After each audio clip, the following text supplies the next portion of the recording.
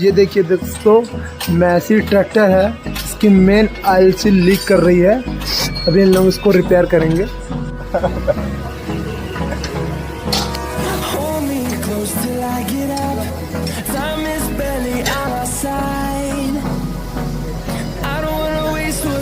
Battery का एक earthing चक्का रहे हैं।